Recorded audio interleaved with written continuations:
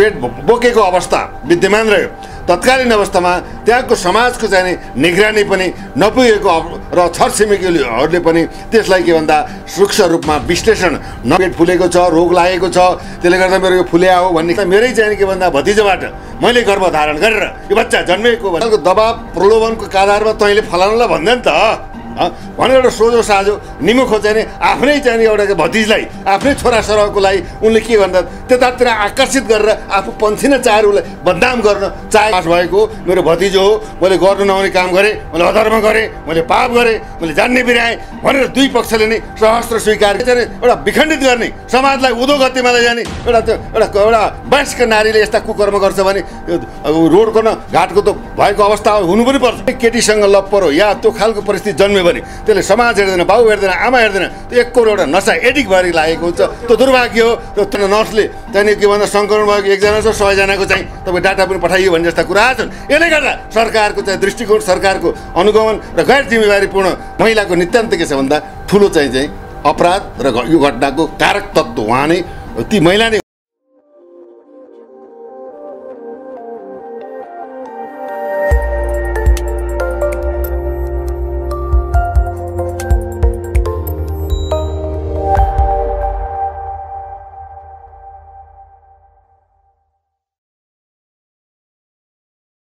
हार्दिक स्वागत छ।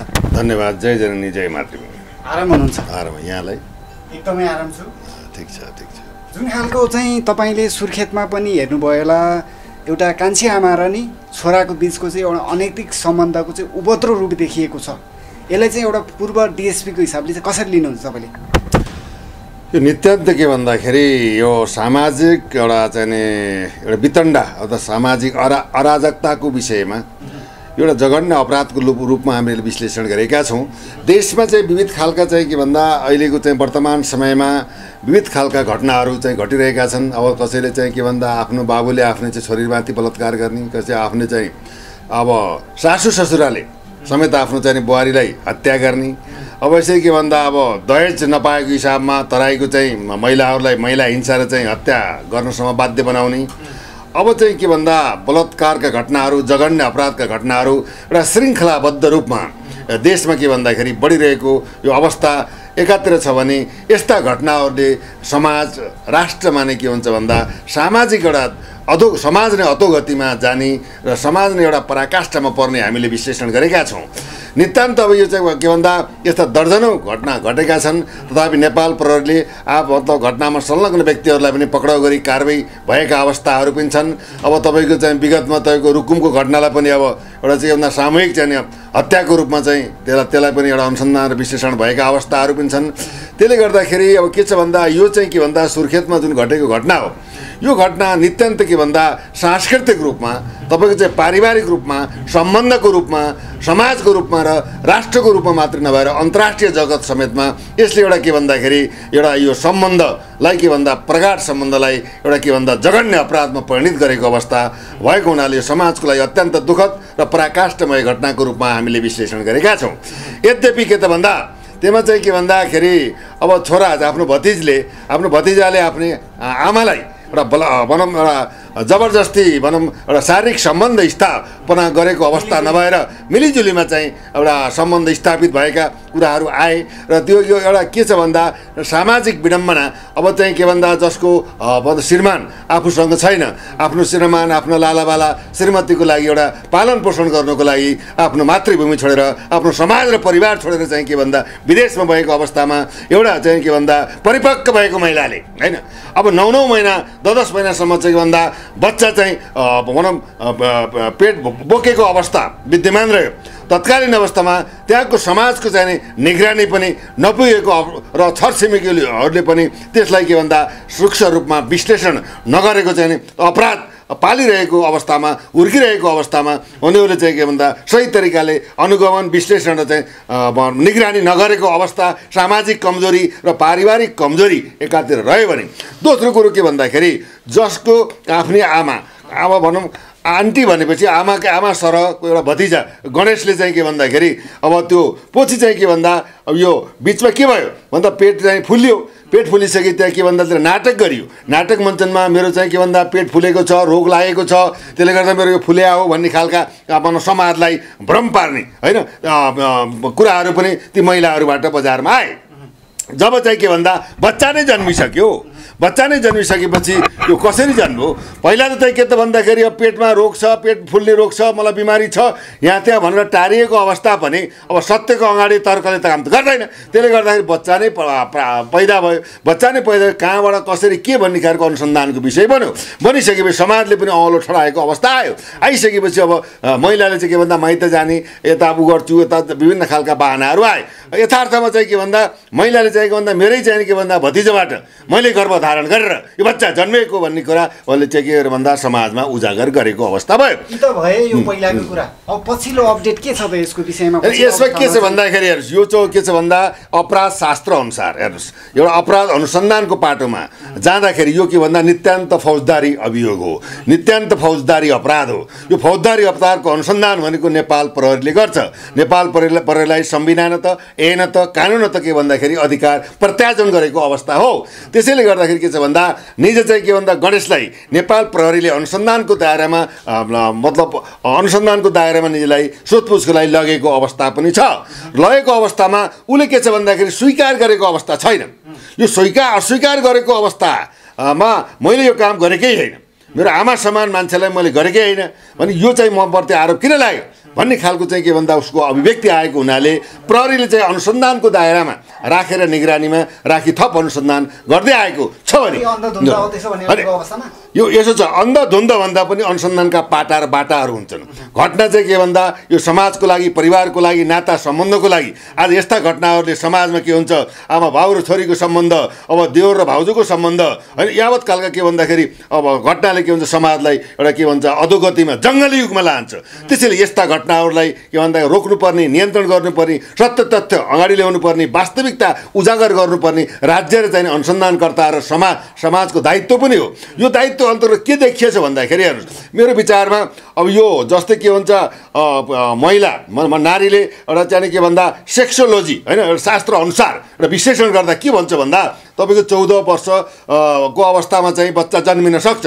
तर यतापट्टि के भन्दा एउटा बच्चा 13 वर्षको कुरा आयो होइन, अब 15 या 16 वर्षसम्म त्यो चाहिँ के भन्दा त्यो खालको गर्भधारण हुन रियल रूपमा नसक्ने जस्ता विश्लेषण गरेको केटाको तर्फबाट हामीले पाएको अवस्था। बच्चा पाउनको लागि 16 नाग्नु पर्ने होइन, 13 वर्षमा त परिपक्वता हुँदैन।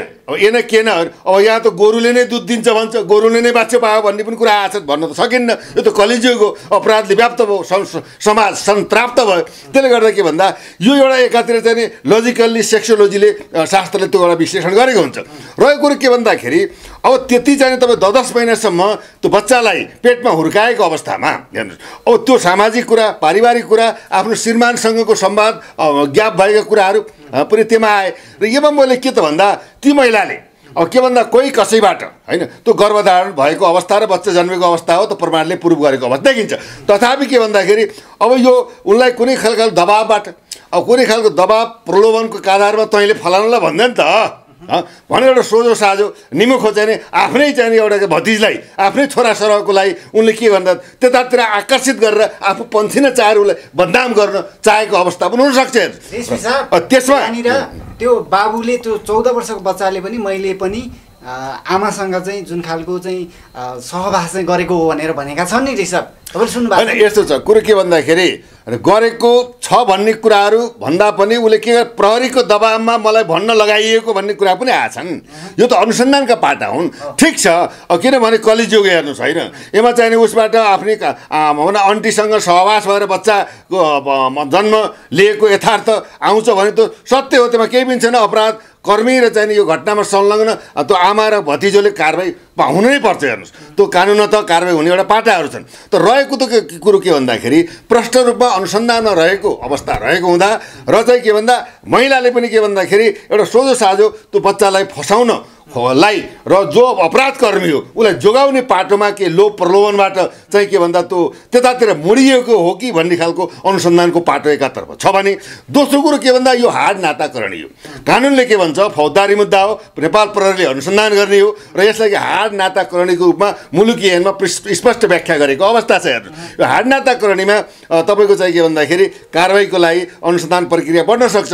अर्को प्रमाण के त भन्दा यदि स्वीकारोक्ति छ, समर्थन छ, ती कुराहरू चाहिँ के भन्दा डिएनएका कुरा जहाँ असम्म यो कुरा के छ भन्दा यो चाहिँ होइन मैले गरेको होइन, मबाट भएको होइन, मलाई दोषारोपण गरिएको, मलाई लालछना लगाइएको, म एउटा नाबालक हुँ, म 13 वर्षको तत्कालीन अहिले 14 वर्षको म 13 वर्षको बच्चा हुँ, मेरो उमेर पनि पुगेको छैन, मलाई त्यो सम्बन्धी कुनै सेक्सोलोजी सम्बन्धी मलाई ज्ञान पनि छैन भन्ने हिसाबले त्यो कुरा आयो भने त्यसको पाटो के त को दोषी को निर्दोष भन्ने कुरो त मूलत के भन्दा महिला नै यसको जवाबदेही।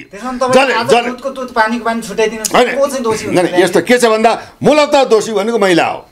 किन भन्दाखेरि महिला भनेको 14 वर्षको बच्चा भनेको चाहिँ पुरुष चाहिँ दोषी होइन। होइन यस्तो छ अनुसन्धानको पाटोमा रहेको अवस्थामा होइन दोषी र निर्दोष भन्दा पनि यो घटनाको कारक, यो घटनाको मुख्य पात्र, यो घटनाको अपराधकर्मी, यो घटनाको चाहिँ एउटा के भन्दा मुख्य पात्रको रूपमा त महिला नै हो। किनभने महिला त वयस्क महिला हो, बच्चा जन्माएको महिला हो भने योताको बच्चा चाहिँ के छ गणेश चाहिँ के छ नाबालक छ, 13 वर्षको बच्चा हो होइन। त्यसले गर्दाखेरि त्यो उमेर अवस्थाको कारणले हेर्दा र जुन अब वयस्क महिलाले आफ्नो श्रीमान हुँदाको अवस्थामा यो खालको क्रियाकलापहरू गर्छ भने अन्यत्र यस्ता घटनाहरू गुपचुपमा त हजारौँ भएको पनि समाजले लुकाएको कुरा पनि हुन सक्छन्। त्यसले गर्दा यो चाहिँ ठोक्काको साथ के भन्दा यसको दोष र यो अपराधको चाहिँ पहिलो व्यक्ति नै महिला हुन्। किनभने ऊ चाहिँ के भन्दा नाबालक छ र उसले स्वीकार गरेर यो उसले नै गरेको भन्ने कुरा कि दुवैजनाले के गर्नु पर्यो भन्दा हो मैले गरेको हो, यसबाट सहवास भएको, मेरो भतिजो हो, मैले गर्नु नहुने काम गरेँ, मैले अधर्म गरेँ, मैले पाप गरेँ, मैले जान्ने बिराएँ भनेर दुई पक्षले नै सहस्त्र स्वीकार गरिदिनु पर्यो। अब स्वीकारोक्ति आउन्न भने त अनुसन्धानको पाटो र बाटो के हो त भन्दाखेरि डिएनए परीक्षण हो। हेर्नु डिएनए परीक्षणबाट भनौँ टेस्ट गर्दा प्रमाणित भयो भने को दोषी को निर्दोष भन्ने कुरा स्पष्ट हुन्छ। दुधको दुध पानीको पानी अनुसन्धान अधिकृतले सार्वजनिक गर्छ नै यो चाहिँ ध्रुव सत्य हो। त्यसो भने तपाईँको कार्यकालमा यस्ता खालको गतिविधि, यस्ता खालको चाहिँ क्रियाकलापको चाहिँ अनुसन्धान गर्नु पर्यो नि तपाईँले? अब हेर्नुहोस् अब कार्यकालका सन्दर्भमा यस्ता हामीले चाहिँ दर्जनौँ अनुसन्धानहरू भए होलान् होइन। हत्या हिंसाका कुराहरू होइन, जघन्य अपराधका कुराहरू, अब चाहिँ सुसाइड डेथका कुराहरू होइन, इन्काउन्टरमा भनौँ एक आपसमा भिडन्त भएका अनुसन्धानका पाटाहरू होइन। अब धेरै चाहिँ के भन्दा अनुसन्धानका पाटाहरू भए तर यस्तो अब चाहिँ यति यस्तो खालको भनौँ यति खालको घृणित अपराध चाहिँ मा चाहिँ नि मेरो चाहिँ अनुसन्धान भएको मलाई चाहिँ लाग्दैन। हेर्नुहोस् पहिलोचोटि हो तपाईँले मेरो सुनाइमा पहिलो पनि हो र यो के भन्दा मानव समाज र परिवारलाई भाँडेर समाजलाई अक्रान्त पशुवत जङ्गली युगमा फर्काउने एउटा उदाहरणको पात्रको रूपमा यो अपराधलाई हामीले विश्लेषण गरेका छौँ। जसले गर्दा यस्ता अपराधलाई के हुन्छ भन्दा राज्यले एउटा कडा कानुन बनाएर मैले पटक भनिआएको छु मेरो मलाई चाहिँ कुनै पद लोभको कुरो होइन, अनुभव र एउटा एक्सपिरियन्सको आधारमा राज्यलाई खबरदार गर्ने, समाजलाई परिवर्तन गर्ने म के हुँ, मुलुक के हो, राष्ट्र के हो, मेरो जवाबदेहिता के हो, जिम्मेवार नागरिकको कर्तव्य हो, सरकारको चाहिँ एउटा उत्तरदायी जनताप्रति के हो भन्ने खालको कुराहरूलाई पटक चेतना दिइरहेका छौँ, सल्लाह सुझाव दिइरहेका छौँ। त्यसले गर्दा जबसम्म देशमा भ्रष्टाचारी गर्ने, देशको चाहिँ के भन्दा विखण्डन गर्ने, देशद्रोही, राष्ट्रघाती, भ्रष्टाचारी, बलात्कारी र यस्ता जघन्य र सङ्गीन अपराध गर्ने चाहिँ अपराधकर्मीलाई फाँसीको व्यवस्थाको कानुनी व्यवस्था नभएसम्म देश समाज र तपाईँको चाहिँ के भन्दा विकास समृद्धि र शान्ति र रूपान्तरण हुन सक्दैन। यो दुर्सत्य हो। किनभने कडा कानुन चाहिन्छ। कानुन कडा भएपछि मान्छे अनुशासित हुन्छ, मर्यादित हुन्छ, लगनशील हुन्छ, आफ्नो कर्मक्षेत्रमा अडिग हुन्छ, ठग्ने लुट्ने यस्ता घटनामा संलग्न हुँदैन। आज यदि मैले कसैले बलात्कार कसैले गर्छ भने मलाई फाँसी चढ्नुपर्ने छ। यदि मैले देशलाई गद्दारी गर्छु, राष्ट्रको चाहिँ ढुकुटीलाई भ्रष्टाचार गरेर मैले चाहिँ के गर्छु भन्दा मेरो चाहिँ आफ्नो चाहिँ सोझो गर्छु भने आज मलाई फाँसी हुन्छ, on the spot death penalty हुन्छ भन्ने खालको कानुनको व्यवस्था भयो भने अपराध न्यूनीकरण मात्रै होइन के भन्छ जिरोमा गएर झर्छ। समाजमा शान्त एउटा अनुशासित मर्यादित र समृद्ध समाजको निर्माण हुन्छ। त्यसको विकल्प भनेको कडा कानुनको चाहिँ प्रतिपादन हुनुपर्छ। समावेशी समाज र चाहिँ के भन्छ समानुपातिक न्यायको सिद्धान्तलाई कायम गरेर देशलाई परिवर्तन मध्यमा दरो र खरो र चाहिँ के भन्दा फाँसी, on the spot death penalty जस्ता कानुनी प्रावधानबाट राज्यले के गर्नुपर्छ लागू गर्नुपर्छ तब मात्र के हुन्छ भए यस्ता घटनाहरू न्यूनीकरण हुन्छन्। अब समाजमा शान्ति सुरक्षा अमन चयन कायम हुन्छ। सरकारले पनि के हुन्छ जनताबाट एउटा जस पाउँछ अब्ज छैन। त्यो हुनाले यस्ता घटनालाई समाजमा रहेका परिवार समाजमा रहेका अगुवाहरूले एउटा के भन्दा विश्लेषण चेतना होइन अर्थात् ज्ञान प्रशिक्षण दिएर होइन समाज के हो पारिवारिक नाता के हो पारिवारिक सम्बन्ध के हो समाज भनेको के हो राष्ट्र भनेको के हो देश भनेको के हो म हुनुको अर्थ के हो भन्ने खालको एउटा चेतना नै यस्तो चिज हो जसले परिवार समाज राष्ट्र विश्वलाई नै परिवर्तन गर्न सक्छ। यस्ता खालको के हुनुपर्छ सरकारले पनि चेतना दिने काम स्थानीय सरकार सङ्घ प्रदेश तिनै तहका सरकारहरूले जनप्रतिनिधिहरूले जनताको हकमा शान्ति सुरक्षाको हकमा यस्ता खालका सङ्गीन अपराधहरू नघट्ने सिलसिलामा डोर टु डोर भिजिट कार्यक्रम सञ्चालन गरेर समाजलाई अक्रान्तबाट बनाउनबाट सुशान्त बनाउनेतर्फ राज्य लाग्नुपर्छ। राज्यको भूमिका मात्रै हेरेर हुँदैन जनताले पनि आफ्नो जिम्मेवार नागरिक भएर यस्ता विषयवस्तुमा एउटा एक आपसमा चाहिँ चेतना विस्तार र प्रशिक्षणमा चाहिँ राज्यलाई जनताले पनि सहयोग गर्नुपर्छ। तब मात्र के हुन्छ भन्दा समाज शान्त हुन्छ समृद्ध हुन्छ विखण्डित समाज हुँदैन भन्ने हाम्रो विश्लेषण हो।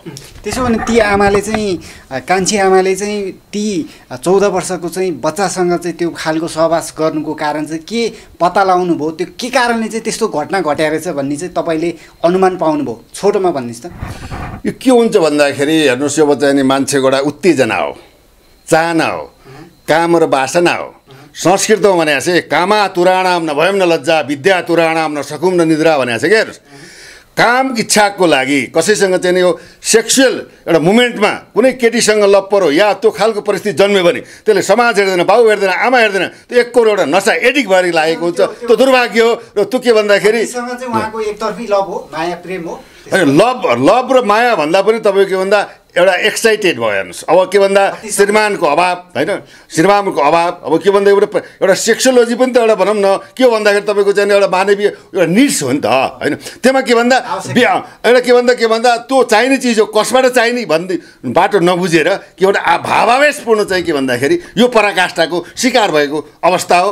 त्यसले गर्दाखेरि यसको घटनामा महिलाको नितान्त के छ भन्दा ठुलो चाहिँ अपराध र यो घटनाको कारक तत्त्व उहाँ नै ती महिला नै हुन् भन्ने हाम्रो विश्लेषण रह्यो। अनुसन्धान हुँदैछ दुधको दुध पानीको पानी त निस्कि नै हाल्छ। हेर्नुहोस् अनुसन्धानमा रहेका कुराहरूलाई हामीले एउटा खबरदारी गर्ने हो जवाबदेहीपूर्ण तरिकाले जानेको लागि अनुरोध गर्ने हो र हामीले जाने बुझेका कुराहरू सेयर गरिदिने हो। हेर्नुहोस् अनुसन्धानले त अब फाइनल त गरेको छैन नि। यदि दोषी नै भएको प्रमाणित भएदेखि त उसलाई त हिरासतमा राखेर न कारवाही गरिन्थ्यो नि तारिकमा छोडेर। अलपत्र त ती महिला नै देखिया छ नि अहिले पछिल्लो होइन अलपत्र कसले पार्यो आफै पर्यो किन रुन्छस् मङ्गले आफै ढङ्गले आफ्नो बच्चा बच्ची परिवार आफ्नो श्रीमान हुँदाहुँदै यस्ता समाजलाई चाहिँ एउटा विखण्डित गर्ने समाजलाई उधो गतिमा लैजाने एउटा वयस्क नारीले यस्ता कुकर्म गर्छ भने यो रोडको न घाटको त भएको अवस्था हुनु पनि पर्छ। राज्यले चाहिँ के भन्दा कडा रूपमा कारवाही पनि गर्नुपर्छ। यसबाट के भन्दा अन्य चाहिँ व्यक्तिहरूले पनि यस्ता घटना नदोहोऱ्याउन् त्यसको लागि पनि राज्य एउटा जवाबदेहीपूर्ण तरिकाले अगाडि बढ्नुपर्छ जस्तो मलाई लाग्दछ। अन्त्यमा छौँ जुन घटना घट्यो नेपाली समाजको उदङ्गो बनाएको चाहिँ एउटा चित्रण गरेको छ। अब यस्ता घटनाहरू नघटोस् भन्नका लागि नेपाल प्रहरी सँगसँगै सम्पूर्ण सचेत नागरिकले अब कस्तो खालको कदम चाल्नु पर्ला? यो के भन्दाखेरि हेर्नुहोस् सबभन्दा ठुलो चेतना हो है बुझ्नु नै। चेतना कसरी भन्दा बच्चालाई चाहिँ के भन्दाखेरि आगोमा गएर छोएपछि के हुन्छ भने आगोले पोल्छ पोलिसके जाँदैन त्यो खालको के भन्दा सामाजिक रूपमा आएका स्थानीय सरकार होइन तपाईँको चाहिँ तिनै तहका सरकारका चाहिँ प्रतिनिधिहरू होइन जनताका अभिभावकहरू नेपाल प्रहरी समेतका चाहिँ व्यक्तिबाट टिम बनाएर जस्तै जघन्य अपराध आत्महत्या भएका छन् खान नपाएर मरेको अवस्थाहरू छ अभाव छ तनाव छ कोरोनाको महामारी छ हेर्नुहोस् लकडाउन छन् थप्पेको छ हेर्नुहोस् चाहिँ यो तपाईँको चाहिँ निषेधाज्ञा अवस्थाहरू छन्। तपाईँको चीनमा चाहिँ अरबौँ यो केरुङ नाकामा अरबौँ चाहिँ सामानहरू चाहिँ त्यहाँ कन्टेनरमा चाहिँ अड्काइएको अवस्था छ। त्यो हुनाले के भन्दा जनताको हित कल्याण व्यापार व्यवसाय अर्थतन्त्र कल कारखाना विपन्न वर्ग ज्यालादारी विदेशमा रहेका 10औं लाख चाहिँ के भन्दाखेरि जनताहरू बेरोजगार भएको अवस्था यत्र तत्र सर्वत्र कोरोनाको चाहिँ यो महामारीको उमा प्रकोपमा परेको अवस्थालाई राज्यले के भन्दा स्टेप बाई स्टेप जनताको हक हित र सुरक्षामा आफ्नो लगानी गर्नुपर्छ भन्ने एउटा मान्यता हो भने आज आएर चाहिँ कोरोनाको नाममा कता तपाईँको धुली खेलेर हस्पिटलमा चाहिँ कोरोना छ भनेर निकाल्दाखेरि अब त्यो कोरोनाबाट सङ्क्रमित भए मृत्यु भएको मान्छेको आँखा पनि नै क्यालेको छ। भनेको व्यापार हो धेरै भएको छ। त्यो उनीहरूले के भन्दाखेरि कोरोनाको बाहनामा आँखा निकाल्ने, तपाईँको चाहिँ के भन्दा मुटुक निकाल्ने, रगत निकाल्ने, किडनी निकाल्ने व्यापार नहोस्। आज कैद खानामा सेन्ट्रल जेलमा 5 जना मान्छे मरेको अवस्था छ। कोरोनाले अब सेन्ट्रल जेलको क्षमता छैन। तपाईँको त्यहाँ पनि के भन्दा निरपराध मान्छेहरूलाई राखिएको छ। त्यो अनुगमन गर्नु पर्यो। स्वयं चाहिँ पूर्व सभामुख कृष्णबहादुर महराले धेरै अन्यायमा परेका मान्छे पनि रहेछन् भनेर उहाँले अभिव्यक्ति दिनुभएको छ छुटिसकेपछि। त्यसैले यो जेलको क्षमता तब जहाँ 1200 छ त्यहाँ 3000 राखेको अवस्था छ। व्यवस्थापन हुनु पर्यो र तिनीहरूलाई फेरि त्यही बिमारीको नाममा गएर अब यो समाचारमा आएअनुसार देखिएअनुसार किडनी निकाल्ने, आँखा निकाल्ने, मुटुक निकाल्ने जस्तो यो घृणित काम राज्यले गरिदिनु भएन। राज्यले चाहिँ त्यस्ता चाहिँ मेडिकल कलेजहरू, मेडिकल अस्पतालहरूलाई गर्नु पर्यो। मलाई चाहिँ एकजना खबर आएको थियो, तपाईँको चाहिँ उहाँ चितवन मेडिकलबाट एकजना नर्सले त्यहाँनिर के भन्दा सङ्क्रमण भएको एकजना छ, 100 जनाको चाहिँ तपाईँ डाटा पनि पठाइयो भन्ने जस्ता कुरा आछन्। यसले गर्दा सरकारको चाहिँ दृष्टिकोण, सरकारको अनुगमन र गैर जिम्मेवारीपूर्ण रूपमा सरकार अगाडि बढ्यो भने जननजरबाट गिर्छ।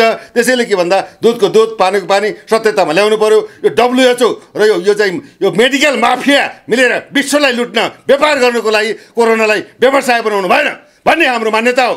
सरकार सचिनुपर्छ। जनताको सुरक्षा, शिक्षा, घाँस बाँसको व्यवस्था गर्नुपर्छ। यो राज्य र अभिभावकको दायित्व हो, न कि तपाईँको जनताको। यो त कोरोनाको कहरको बीचबाट आयो नि कुरा आयो त आयो। सुर्खेत घटनालाई कसरी नियमन गर्ने? होइन, सुर्खेत घटना मैले भने यो जङ्गली युगको पराकाष्ठा हो। बुझ्नु नि, यो जङ्गली पाषाण युग हो। हेर्नु, पाषाण युगलाई के भन्दा पुनरावृत्ति गरेको अवस्था हो। किन भन्दाखेरि एउटा वन जलाउनको लागि एउटा काटिने काफी हुन्छ। त्यसैले यो घटना राष्ट्र अन्तर्राष्ट्रिय सम्बन्ध र मेलमिलापको लागि यो घातक सिद्ध भएको छ। यस्ता घटनाहरूलाई पुनरावृत्ति गर्न दिनु हुँदैन। राज्यका सचेत व्यक्तिहरू, नेपाल प्रहरी, नेपाल सरकार, स्थानीय प्रशासन, स्वयं चाहिँ घरका अभिभावक बाबुआमाले पनि यस्ता कुराहरूमा प्रशिक्षण दिएर एउटा सबल परिवार, सक्षम समाज र चाहिँ अनुशासित राष्ट्र बनाउनको लागि सबैले चाहिँ सरकारको मात्रै मुख नताकेर सबै हामी लागि परेर यो समाजलाई एउटा अनुशासित मर्यादित र चाहिँ एउटा मनोबलयुक्त होइन बनाउनुपर्छ जस्तो मलाई लाग्दछ। सबैले यो कुराहरूलाई आफ्नो परिवारमा चेतनाको रूपमा लिएर बच्चा बच्चीमा होइन गार्जेनहरूमा एउटा बहसको विषय बनाएर यस्ता घटना पुनरावृत्ति नहोस्, समाजले दुःख नपाओस्, परिवारले दुःख नपाओस्, एउटा व्यथिति नबढोस्, जङ्गली युगको एउटा पुनरावृत्ति नहोस् भन्ने कुरामा सबै राज्य, जनता, अब जनप्रतिनिधि, सरकार सबै चाहिँ के भन्नुपर्छ, यसमा संवेदनशील र गम्भीर हुनुपर्ने आवश्यकता रहेको मेरो चाहिँ व्यक्तिगत विश्लेषण रहेको छ। हस् शर्मा सर, हामीलाई यो विशेष जानकारी गराइदिनु भयो। यो समय र संवादका लागि हजुरलाई मुरी धन्यवाद दिन चाहन्छु। धन्यवाद। जय जननी, जय मातृभूमि।